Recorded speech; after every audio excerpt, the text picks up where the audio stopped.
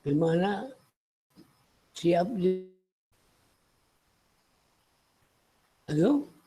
Siap, Pak. Assalamualaikum warahmatullahi wabarakatuh. Siap. Waalaikumsalam.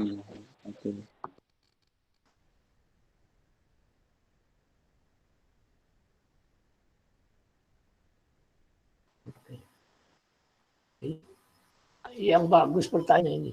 Yang belum terjawab ini. Punyanya Sulastri Hasana. Ada orangnya? Ada, Pak. Saudari Sulastri Hasana. Ya. MTM Ya. 2017 ini. Iya. Ada ya? Jadi saya Iya, panggil Pak. satu persatu ya. Oke. Ini Pak Anggiani.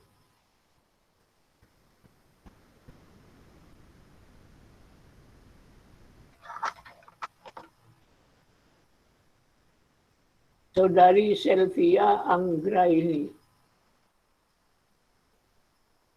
Nggak hadir ya? Gak ada paling, Mbak. Nggak ada ya? Nggak ada. Ya, Gabung masih. Andreas Dwi Hermawan. Hadir, Pak. Hadir. Hadir, oke. Hadir. Saudara Tolak Rian Effendi.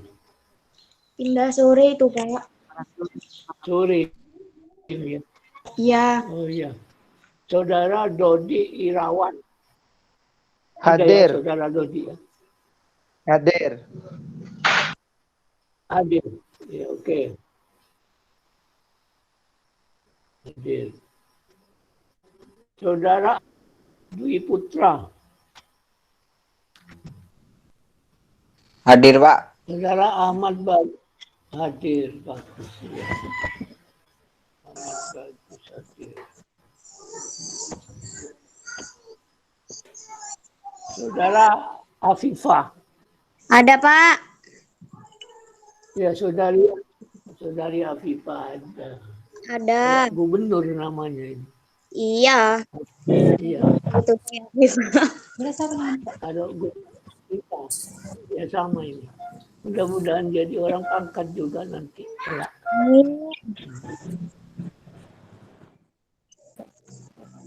Saudara Fik. Saudari Vicky Nur Fakih. Ada, dir. Hadir. Hadir, dir. Hadir. Oke. Saudara Luki Lukmana. Saudara Luki Lukmana. Diki Lukmana, Pak. Iya. Hadir. Luki. Hadir. Ada.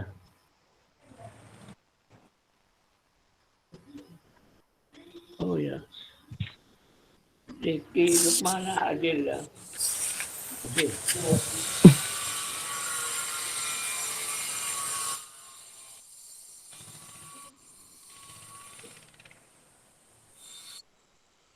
Saudara Sulastri Hadir, Pak. Hasanah. Hadir ya. Sebentar lagi pertanyaannya akan saya jawab ya. Iya. Jadi saya selesaikan dulu. Kemudian Saudara Agung Hadir, Pak, hadir. hadir ya. Saudara Sofi Hadir, Pak. Hadir. Saudari Sofi Putri Isbel. Hadir, Pak. Hadir. Ya.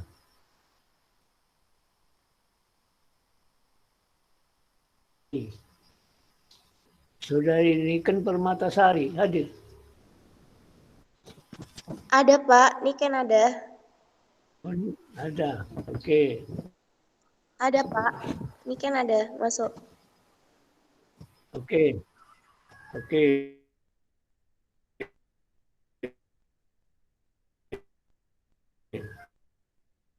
Terima Hadir, Pak. kasih kalau ada.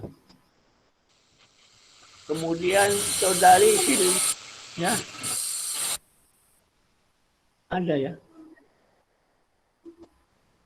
Belum bisa bergabung. Ya. Telat masuk, Pak. Enggak masuk, Pak. Oh iya iya. Iya, telat masuk. Telat masuk. Telat. Ya mungkin nanti aku menyusul. Tidak bisa masuk, Pak, katanya. Oh, tidak bisa masuk. Iya, Pak. Oh iya, iya. Belum diterima, Pak. Mungkin masih signalnya ini. Iya.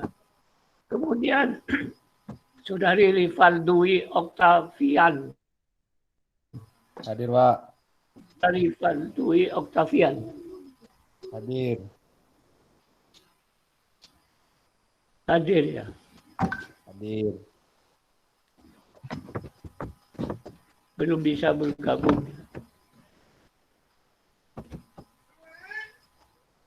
Saudara M. Sohib Masrur Rahman. M. Sohib Masrur Rahman.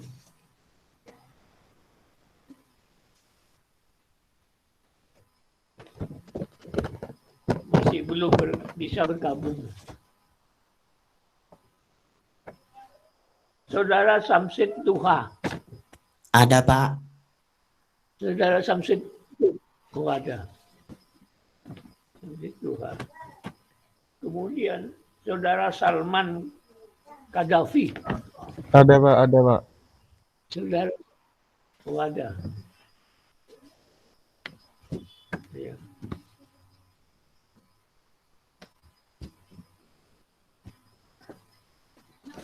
Eta Agustina. There is Eta Agustina.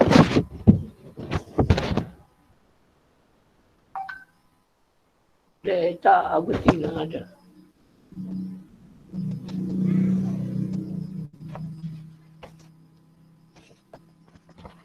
Andi Kusuma Wardana. Saudara Andi Izin, Pak, Kusuma izin. Wardana. Izin, Pak. Ya? Izin. Oh, izin. Iya. Oh, iya, iya. Ya. Izin.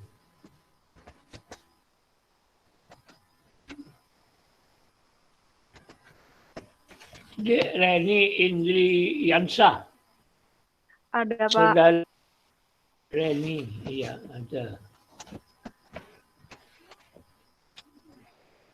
Saudara Febrianto. Hadir, Pak.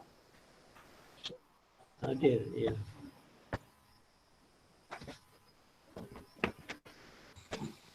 Asmoro, Saudara Baril Rahmat Hidayat. Tidak diterima, Pak, masuk, Pak. Oh, belum masih ya. Iya, iya, iya. Lihat sama Baril terakhir. belum diterima. Oh, iya, iya, iya. Ahmad Fajar Kurniawan. Ada, Pak. Hadir. Hadir. Oke. Yang bisa bergabung hari ini 1, 2, 3, 4, 5, 6, 16. 7, 8, 13. Iya, 16. Oke. Saya akan melanjut pertanyaan yang belum terjawab. Ini pertanyaannya bagus sekali. Ini. Menyangkut 3 pertanyaan tapi 1 pernyataan. Saya baca ya. Dari saudari Sulastri Hasanah. Pertanyaannya, Pak Salim meninggal dunia. Warisannya berupa rumah, tanah, dan simpanan deposito di bank swasta nasional. Harta tersebut senilai 500 juta. Harta tersebut senilai 500 juta. Ahli waris menurut undang-undang adalah A, B, C, dan D. Merupakan anak-anak yang sah. Jadi anaknya 4 orang. Ya. A, B, C, D.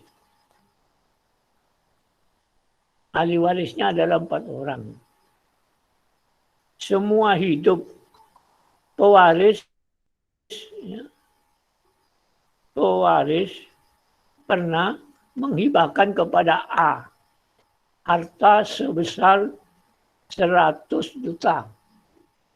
Jadi A, saudara yang tertua, menerima hibah 100 juta pada saat pewaris masih hidup. Ya.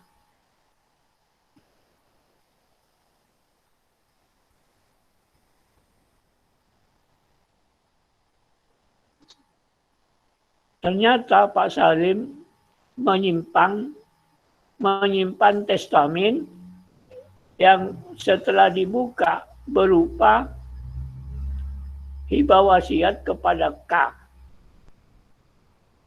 Ya, kepada K berupa penyerahan harta senilai 250 juta. Jadi pewaris pertama punya anak 4 orang anak sah yang bernama A pernah menerima hibah 100 juta. Nah, kemudian ternyata pewaris menyimpan hibah wasiat ya senilai 250 juta kepada K. Nah ini ada 3 pertanyaan ini. 1, buatlah bagan dari soal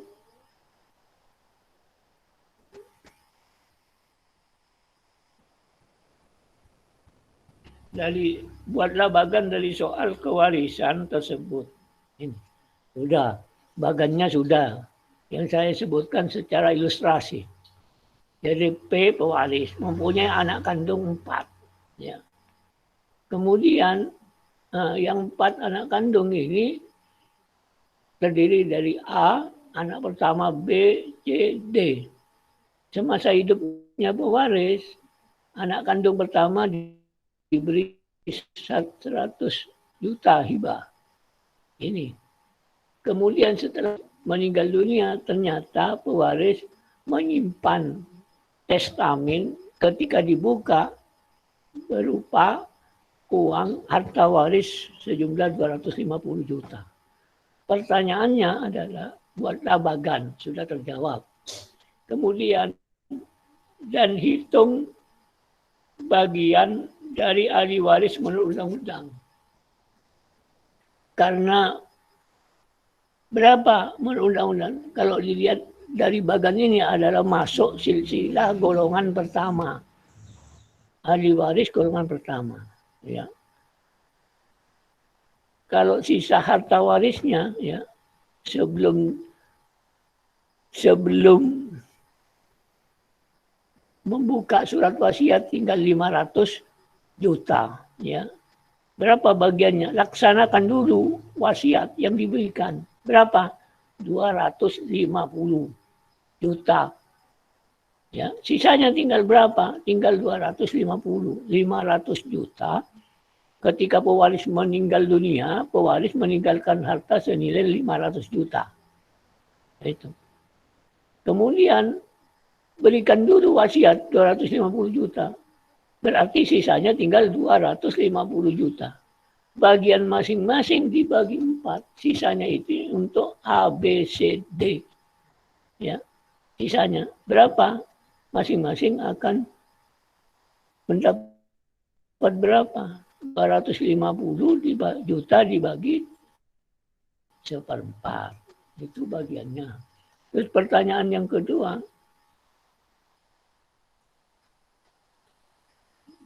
Hitung bagian bebas untuk mengetahui apakah ada pelanggaran terhadap LP.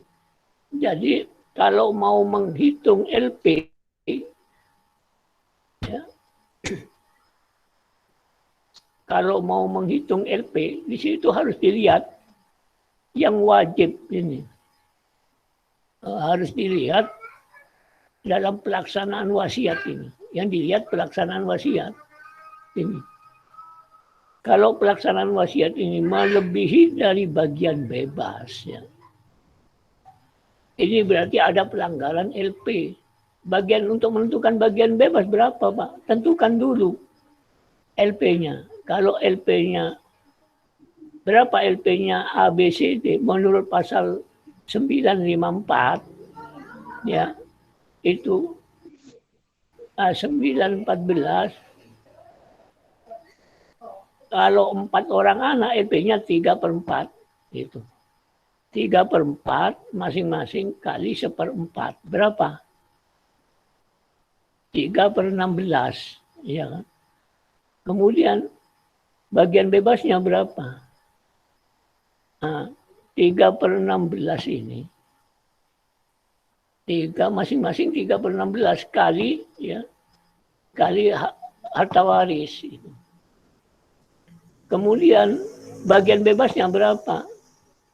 13/16 ini. Jadi tidak boleh melebihi bagian bebas. Kalau melebihi bagian bebas pelaksanaan wasiat itu berarti ada pelanggaran. Itu. Jadi tentukan dulu LP-nya. Kalau LP-nya, di jumlah LP-nya berapa, kemudian sisanya itu merupakan bagian bebas. Bagian bebas menurut untuk menentukan besarnya testamen yang dilaksanakan atau yang diberikan. Kalau melebihi dari ukuran testamen, bagian bebas, itu berarti ada pelanggaran LP. Minimal standarnya harus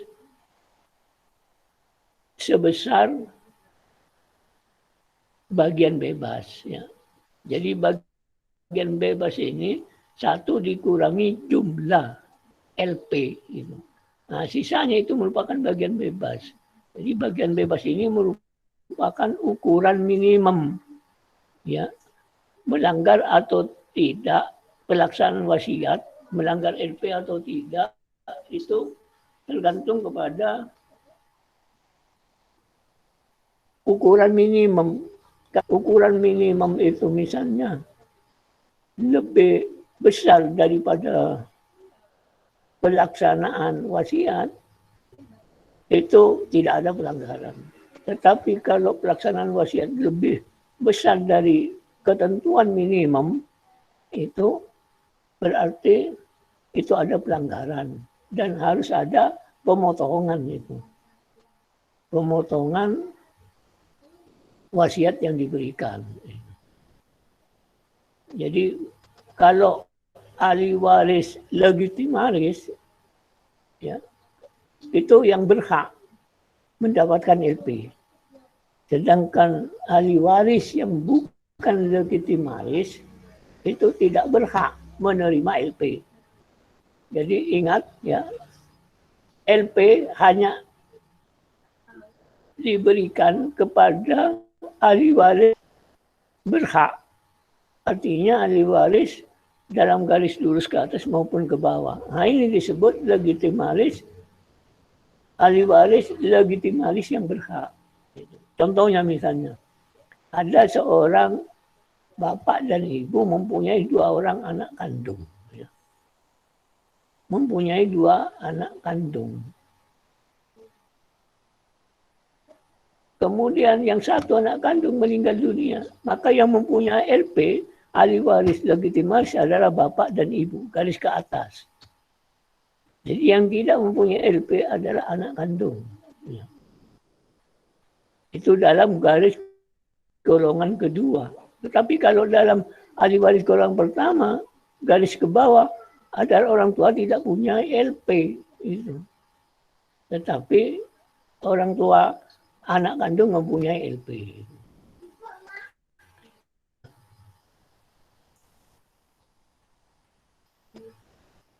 Saudara Samsi Doha, ini kok bajunya dilepas, sumuk.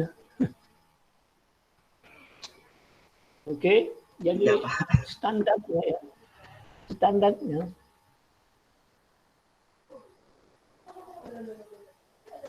pelaksanaan hibah atau pelaksanaan wasiat dilaksanakan dulu gitu ya. Dilaksanakan dulu. Kemudian setelah itu sisanya untuk ahli waris. Legitim waris, ahli waris yang legitim waris. Kemudian bagian bebasnya apakah lebih kecil dengan pelaksanaan wasiat yang diberikan itu. Jadi kalau wasiat lebih besar daripada bagian bebas itu berarti ada pelanggaran.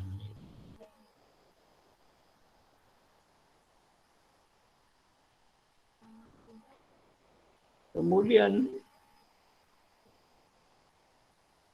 pertanyaannya ketiga, bagaimana pembagian yang seharusnya dilakukan dengan memperhatikan ketentuan imbrank dan importing. Jadi yang imbrank ini tidak mempunyai kewajiban imbrank. Ya. Tidak mempunyai kewajiban imbrank. Nah, yang tidak mempunyai kewajiban imbrank adalah akah. Ya, dalam bagan struktur silsilah warisnya adalah akah. Artinya yang menerima wasiat senilai 250 juta tidak mempunyai kewajiban imbrank. Yang mempunyai kewajiban imbrank adalah pertanyaan ketiga itu adalah A. Menerima 100 juta. Andai kata tidak ada peraturan imbrank ya, tidak ada peraturan imbrank, mereka masing-masing A, B, C, D, E itu akan terima 125. Ya, 125 juta. Karena ada peraturan imbrank maka A mempunyai kewajiban berapa hak yang akan diterima lagi oleh A ketika harta waris 500 juta dibagi. Ya. Berapa? Kita masukkan dulu hibah yang 100 juta di total dulu 600 dibagi 4 kan masing-masing 150. Maka A akan menerima lagi ketika pembagian harta warisnya ya masih ada kelebihan 25 juta. Jadi A akan menerima 25 juta lagi ketika pembagian warisan. Ya. Sehingga di total A menerima semuanya, hibah 100 juta, kemudian pembagian warisan mendapat tambahan 25 juta, semua dapat 125. Jadi rata-rata B, C, D akan terima 125 juta. Jadi kesimpulannya, yang K tidak punya kewajiban imbrank. Yang punya kewajiban imbrank adalah A. Itu. Oke, terima kasih kepada Saudara Sulastri. Pertanyaannya sangat bagus sekali.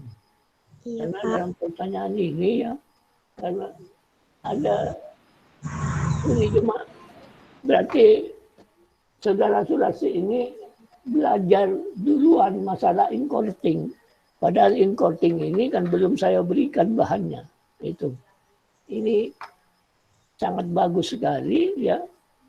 Karena memang terkait sekali pertanyaan ini, pertanyaannya dengan masalah pemberian mata kuliah saya yang terakhir, masalah imbrank gitu. Jadi dalam penjelasan ini anggap saja saya memberikan materi masalah importing terkait dengan pertama masalah imbrank, yang kedua masalah pelanggaran LP, yang ketiga masalah pembagian. Ya. Sangat bagus sekali. Iya.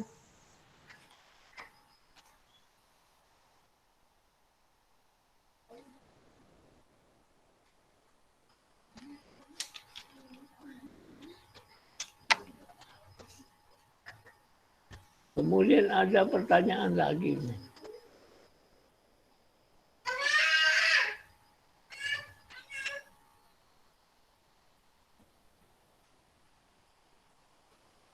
suami istri ya. Ini namanya tidak disebutkan. Cuma baiklah pertanyaannya akan saya bacakan dulu ya. Terkait dengan kemungkinan yang namanya yang tidak disebut ini, saya cocokkan dengan absen.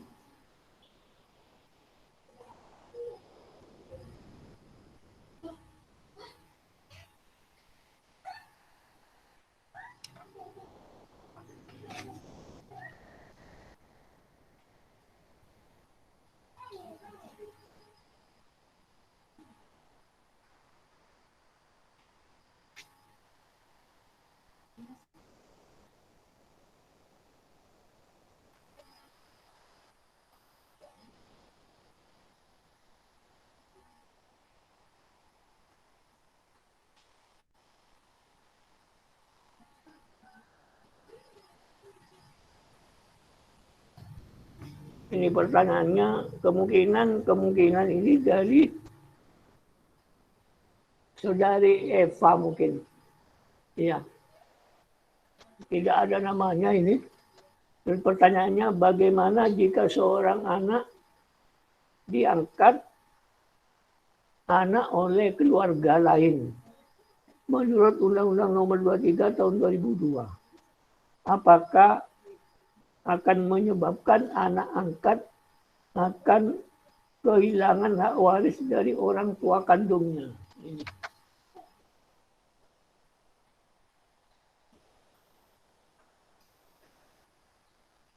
Jadi kalau anak angkat ini disahkan di pengadilan, kalau ditinjau dari hubungan hukumnya dan akibat hukumnya,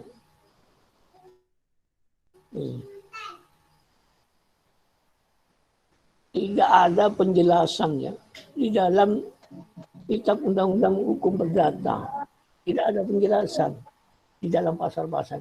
Tapi logika hukumnya itu tergantung kepada orang tua kandungnya, gitu. Tergantung kepada orang tua kandungnya dan saudara kandungnya. Kalau saudara kandungnya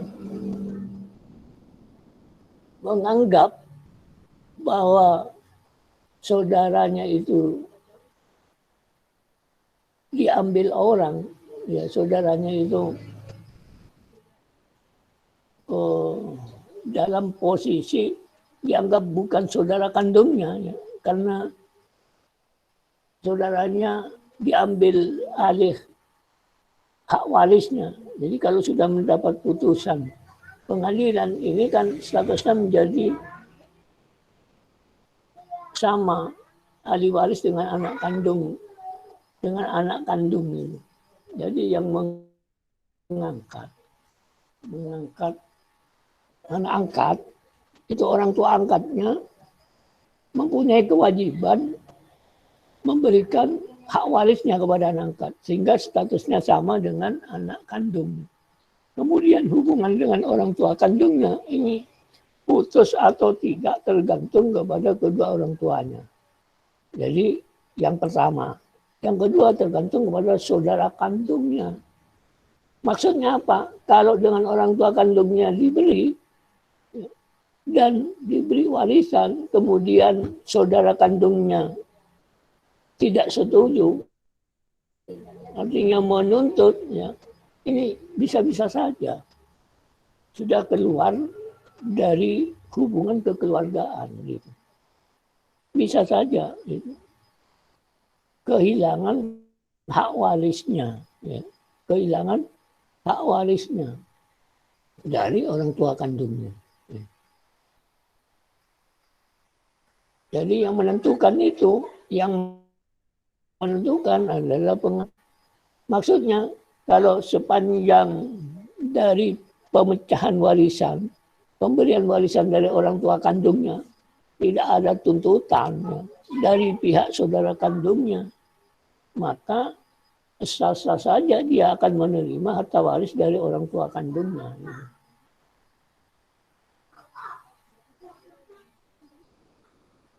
Kalau ada tuntutan, misalnya dianggap ahli waris, ya, karena bukan anak kandungnya lagi, itu bisa saja. Bukan anak kandungnya lagi berdasarkan penetapan atau putusan dari pengadilan. Ya, bahwa saudara kandungnya sudah diadopsi lewat pengadilan. Itu bisa saja. Akibat hukumnya, ya, menggugurkan hak warisnya dari adanya putusan atau penetapan pengadilan tentang adopsi anak. Bisa pengadilan memberikan keputusan bahwa hak waris itu gugur karena ada putusan atau penetapan dari pengadilan tentang adopsi anak. Jadi dia berhak mendapatkan warisan dari orang tua angkatnya. Cuma di Indonesia belum pernah terjadi seperti itu. Jadi maksudnya boleh enggak gitu, orang tua kandungnya memberi harta warisan, ataukah anak kandung yang diadopsi oleh keluarga lain menjadi anak orang lain, ya, mempunyai hak waris atau enggak gitu. Ini mulai dulu sampai sekarang tidak ada tuntutan masalah sengketa waris seperti ini. Bisa saja ini berdasarkan dari penetapan atau putusan pengadilan tentang adopsi, maka anak yang diadopsi kehilangan hak warisnya dari orang tua kandungnya. Bisa saja. Karena apa saya katakan demikian? Karena di dalam pasal pun tidak ada penjelasan mengenai pengaturan hak waris yang berkaitan dengan adopsi yang telah ditetapkan oleh pengadilan atau putusan pengadilan. Sampai tahun ini, mulai dulu, tidak pernah ada. Ya, tidak pernah ada tuntutan dari saudara kandungnya. Kalau saudaranya telah diadopsi gitu, melalui pengadilan oleh keluarga lain, belum ada. Sehingga kesimpulannya bisa saja hak warisnya itu gugur atau akibat hukumnya tidak memiliki hak waris dari orang tua kandungnya. Karena posisinya anak angkat yang diadopsi ini kedudukannya sama dengan ahli waris atau sinonim dengan anak kandung bagi orang tua angkatnya. Sehingga akibat hukumnya dia akan berhak menerima harta warisnya dari orang tua angkatnya. Jadi kesimpulan dari pertanyaan saudara, bisa dapat, bisa tidak. Bisa tidak itu alasannya apa? Bisa dapat karena masih terasa hubungan kekeluargaan, hubungan kekeluargaan itu terasa. Kalau anak yang diambil oleh keluarga lain itu ada hubungan darah. Bisa terjadi seperti itu. Karena orang tua kandungnya menganggap bahwa anak yang diadopsi ada, sehingga muncul rasa kasihannya. Nah, kalau dilihat dari aspek hubungan hukum, dari hubungan keluarga bisa putus, bisa tetap. Tetapi hubungan hukumnya bagaimana? Ini tergantung pada pengadilan. Artinya selama diberi warisan oleh orang tua kandungnya, tidak ada tuntutan dari saudara-saudara kandungnya, ini sah-sah saja. Nah, kecuali ada tuntutan yang menyatakan bahwa seorang yang diadopsi tidak berhak lagi mendapatkan harta waris dari orang tua kandungnya berdasarkan penetapan atau putusan pengadilan tentang adopsi anak. Bisa. Gitu. Jadi kesimpulannya dari pertanyaan saudara, dilihat dari hubungan hukum tergantung kepada pengadilan. Ditinjau dari hubungan ke hubungan darah. Gitu. Nah, dalam hubungan darah ini sehingga muncul rasa kasihan. Gitu. Bisa saja terjadi orang tuanya. Bisa juga lepas sudah. Artinya tidak ada hubungan hukum, tidak ada hubungan keluarga. Bisa saja. Nah, seperti hukum waris adat. Ya, hukum waris adat. Dalam tata susunan yang patrilineal, ya, dalam tata susunan yang patrilineal, garis laki, ketika akan melaksanakan perkawinan, sebelum melaksanakan kan sistem pelaksanaan pewarisannya dalam perkawinan, ya, itu pakai sistem jujur perkawinannya. Artinya sebagai mas kawin, seorang calon suami datang kepada keluarga pihak perempuan ini musyawarah, membicarakan masalah mas kawin. Jadi tawar menawar masalah mas kawin. Nilainya tidak tentu, ada yang besar, ada yang kecil. Kalau dinilai misalnya 100 juta ada, di atas 100 juta ada. Gitu. Kalau sudah dibayar, ya, itu perempuannya sudah putus hubungan hukumnya dengan orang tua kandungnya. Masuk kepada pihak laki, pihak marga laki-laki. Artinya tidak hanya sebatas calon istri saja, tetapi setelah perkawinan, dia anak-anaknya pun ya, tidak berhak untuk meminta warisan ketika ibu kandungnya meninggal dunia. Tidak bisa. Gitu. Anak-anak pun berada dalam kekuasaan laki. Gitu. Artinya suami. Jadi suami bertanggung jawab terhadap warisan, terutama anak kandung yang laki. Gitu. Anak yang kandung perempuan tidak mempunyai hak, tetapi mempunyai kewajiban untuk biaya hidupnya saudara kandungnya, kemudian biaya sekolahnya, biaya pernikahan yang adik-adik perempuannya ditanggung seorang laki-laki yang menerima warisan. Jadi kalau hukum waris BW kan ada penggantian hak, ibunya meninggal, anaknya sebagai mengganti.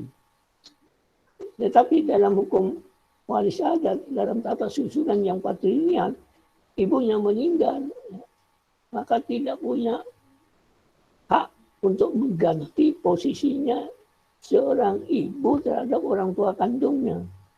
Tidak, artinya hubungan hukumnya sudah putus. Ibu sudah tidak berhak lagi menerima harta warisan dari orang tua kandungnya. Kalau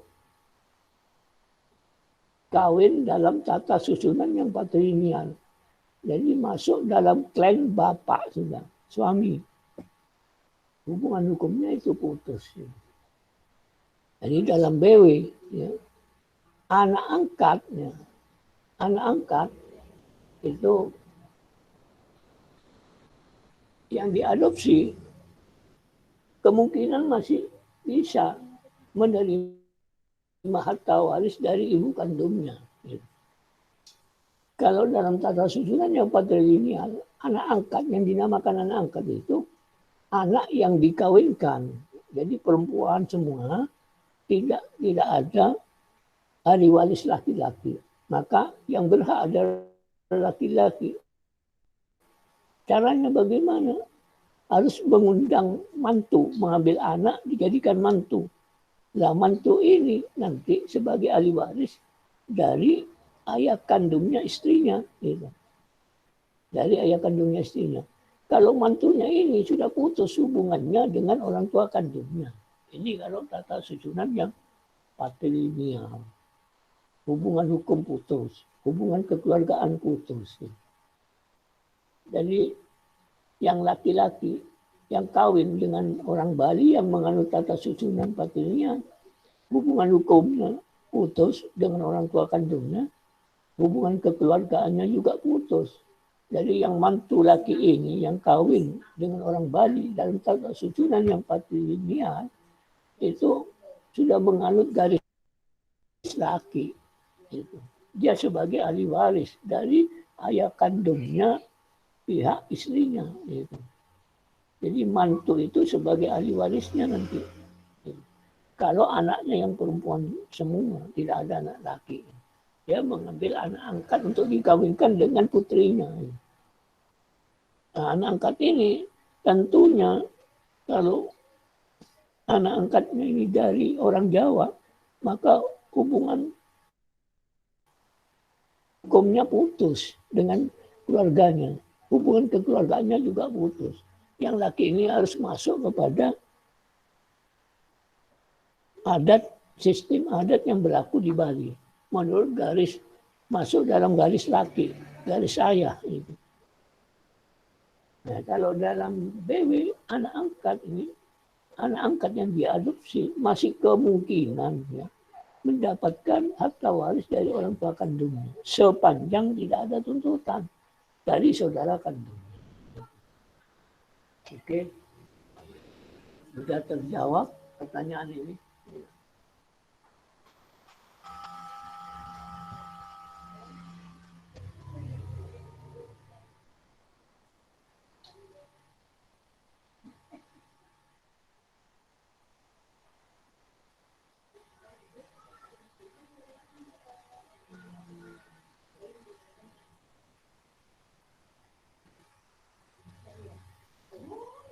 Nah ini pertanyaan dari Hafifah ini, dari Bu Gubernur ini.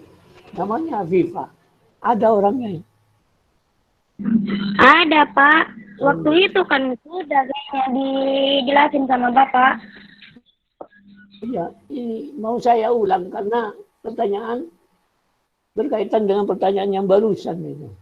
Oh iya Pak. Ini. Ada sayang, Saya ada. ulang lagi. Iya. Ini akan saya bacakannya. Ini. Dan pertanyaan ini ya, ini. Kalau dibaca, tolong direnungkan kemudian diteliti. Bunyinya gini, bagaimana halnya dengan hukum adat? Hukum adat Batak. Hukum adat Batak ini bagaimana halnya dengan hukum adat Batak? Ingat ya, hukum adat Batak menganut sistem patrilineal, sistem laki, sama dengan di Bali. Apakah benar bahwa anak laki-laki sebagai ahli waris mempunyai hak lebih besar dari anak perempuan? Tidak benar. Jadi anak perempuan bukan ahli waris. Jadi anak laki-laki itu adalah diprioritaskan menurut adat ini. Jadi ahli waris ya menurut adat waris Batak sama dengan adat waris Bali menganut sistem patrilineal. Jadi seorang laki-laki baik yang lahir duluan, yang tertua maupun di tengah-tengah atau lahir yang terakhir itu tetap sebagai ahli waris. Kalau perempuan bukan sebagai ahli waris. Tidak berhak. Jadi tidak ada pertanyaan bahwa apa benar laki-laki itu lebih besar. Kalau menunjukkan lebih besar kan berarti perempuan mendapat juga. Ya.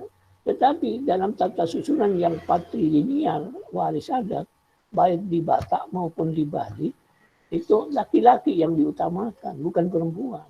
Gitu. Oh iya Tetapi Pak. setelah menerima, ya, ayo. Tidak ada Pak, tidak ada. Tidak ada.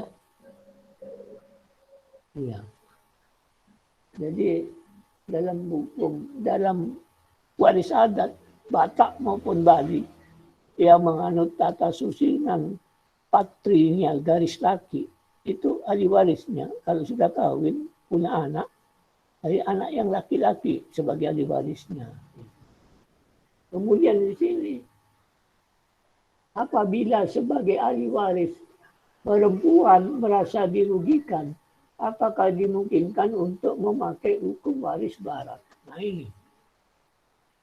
Kalau yang menuntut di pengadilan Batak, ya, otomatis hakimnya itu akan memutuskan berdasarkan hukum adat yang berlaku. Apabila sengketanya di Bali, ya, pertanyaan ini di Bali juga hakim akan memutuskan, ya, berdasarkan waris adat. Gitu. Tetapi kalau di luar Bali atau di luar Batak, pada umumnya memakai BW, ya, kemungkinan ya, kalau pengacaranya menunjukkan ya, akunya adat ya, seperti itu, maka hukum waris barat ya jelas itu dianggap bertentangan dengan waris adat. Itu dianggap bertentangan dengan, kenapa? Karena sudah hukum adatnya seperti itu. Gitu. Asalkan bisa menunjukkan ada putusan sengketa tahun-tahun yang lalu, tapi perkaranya sama itu. Cuma lain orang misalnya. Nah ini kemungkinan akan mengabulkan berdasarkan waris adat yang berlaku. Sehingga tuntutan menurut hukum waris barat atau BW itu bertentangan itu. Sekarang logika hukumnya kalau sudah kental waris adat, hukumnya itu sudah seperti itu, ya, maka apakah dimungkinkan untuk memakai hukum waris barat? Bisa mungkin terjadi, dan bisa mungkin dikabulkan, bisa juga tidak. Karena di sini adalah kuasa pengadilan, wewenangnya pengadilannya. Di Indonesia ini kan 3 macam hukum waris. Hukum waris Islam, hukum waris BW, hukum waris adat. Gitu. Jadi kalau masih bukan hukum waris BW, ya, tetapi lawannya tetap memegang putusan dari pengadilan adat, ya, pengadilan adat itu, ini kalau sama-sama diajukan, ya, maka akan ditolak nanti. Itu. Karena sudah istilahnya karena perkara adat sudah diputus, ya. Sudah ada putusan masalah perkara adat diperselisihkan ya, dalam perkara yang sama. Jadi di sini sama-sama mempunyai kewenangan. Pengadilan sama-sama mempunyai kewenangan, tetapi harus menghargai hukum yang berlaku dalam masyarakat adat. Bisa saja memakai hukum barat, bisa saja, ya. Asalkan ini saudara bisa memperjuangkan misalnya syarat-syarat pengajuan gugatan dipenuhi. Kemudian permasalahannya apa mungkin bisa ditolak ataupun diterima gitu.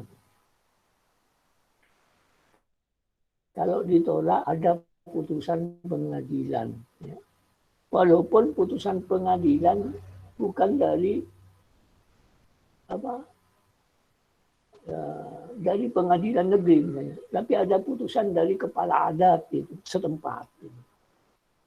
Itu pengadilan akan menghargai putusan adat itu. Umumnya seperti itu.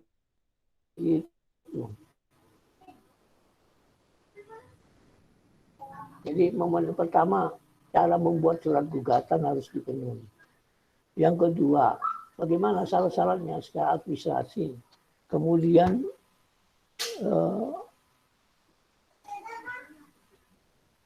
hubungan hukumnya antar tergugat ya dengan penggugat ini harus mendasar, artinya dasar gugatannya ini syarat positanya harus ada hubungan hukum antara tergugat dengan penggugat. Kemudian petitum, syarat itu, rumusan apa yang dituntut. Dan ini hakim tidak boleh memutus dari keluar apa yang dituntutkan. Tetapi kalau objek perkaranya itu sudah ada putusan dari tingkat pengadilan adat, maka kebanyakan perkaranya itu ditolak nanti. Karena apa? Istilah bahasa hukumnya nebis in idem. Jadi perkaranya itu sama, sudah ada putusan pengadilan dalam perkara yang sama. Kalau orang lain misalnya, ada putusan orang itu pun perkaranya sama, tapi lain orang, ya, lain objek hukumnya. Tapi perkaranya sama misalnya. Objek hukum maksudnya lain objek hukum, maksudnya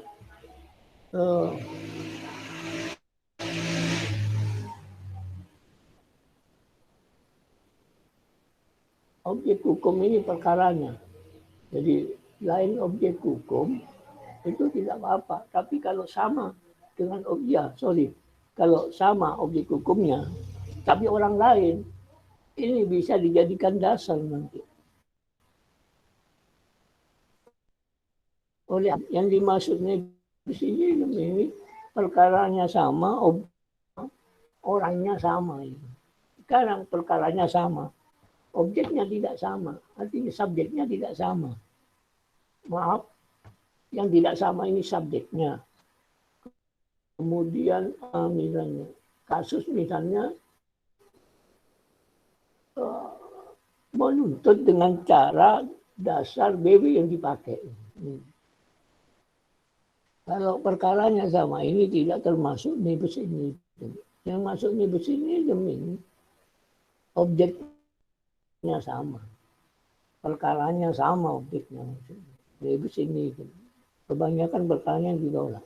Nah kalau subjeknya beda, objeknya yang sama, ini perkaranya diterima, tapi putusannya belum tentu, ya. Dikabulkan atau tidak belum tentu. Karena mana lebih kuat Pak? Hukum BW dengan hukum adat ini tergantung kepada pengadilan. Dan dasar hukum yang dipakai oleh masing-masing penggugat atau oleh tiap-tiap penggugat.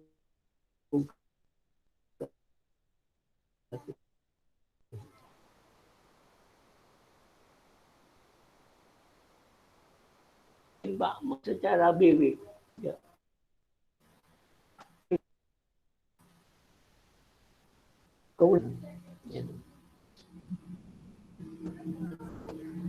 Kalau ingin tahu perkara adat dengan perkara BW itu ada di kumpulan putusan Mahkamah Agung, ada di jurisprudensi. Gitu. Saudara bisa lihat jurisprudensi yang tahun-tahun kemarin. Itu kumpulan sengketa hukum.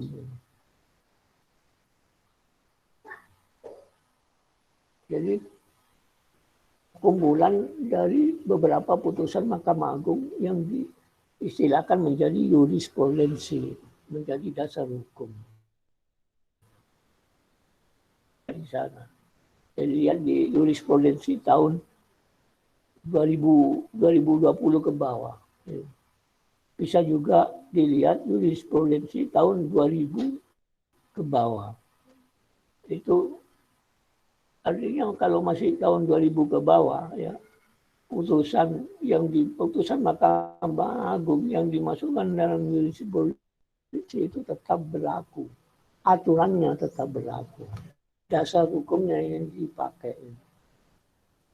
Bisa dilihat dari sana.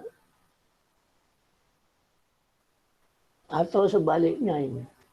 Kalau posisi ada di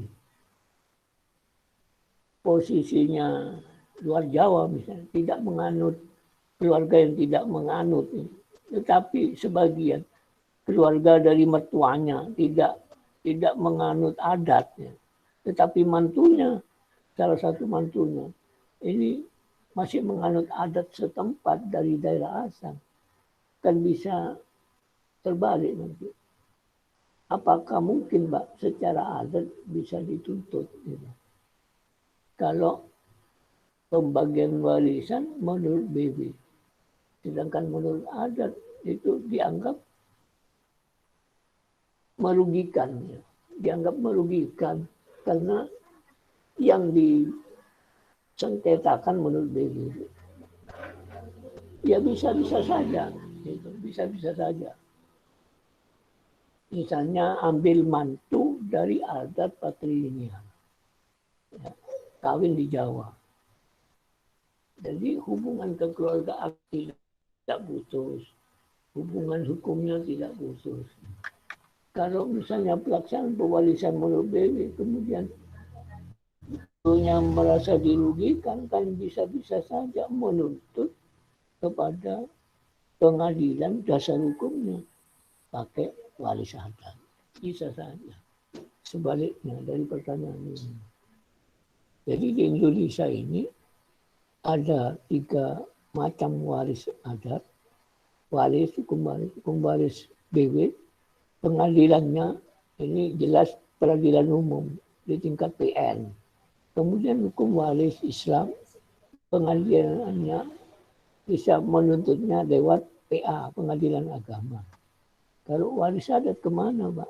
Nah, ada pengadilan adat di daerah setempat. Gitu.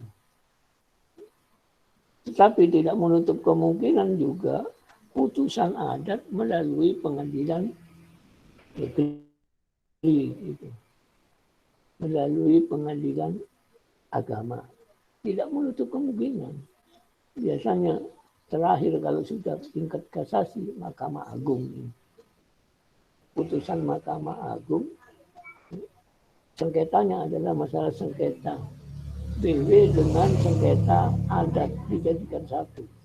Yang dipakai dasarnya adalah waris adat.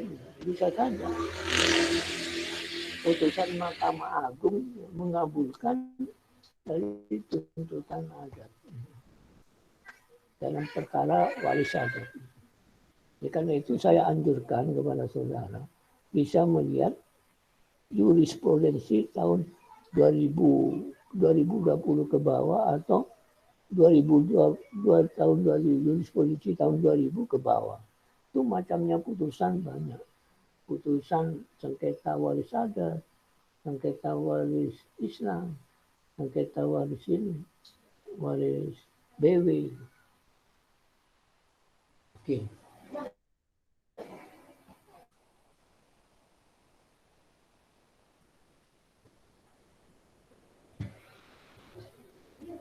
Waktunya sudah lewat.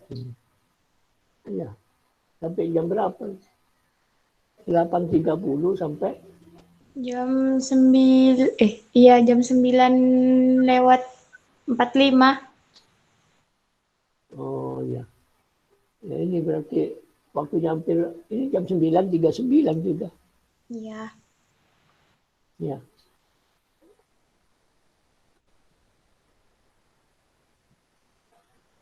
Bukan sampai jam 10 enggak ya? Jam 8.30. Oke, saya akhiri sekian dulu ya. Kita sambung pada pertemuan berikutnya. Ya. Iya, Pak. Karena di rumah ini sangat hujan mulai turun sudah. Takut Sampai, mengganggu. Pak. Iya, takut mengganggu ini acara ini. Karena yang saya takuti adalah petir, kalau ada petir ini. Ya kilap, Pak. Iya. Nah, ya sudah, saya akhiri. Sekian dulu atas perhatiannya. Saya ucapkan terima kasih dan saya saya lanjut untuk minggu depan gitu ya. Assalamualaikum warahmatullahi wabarakatuh. Waalaikumsalam. Waalaikumsalam. Waalaikumsalam.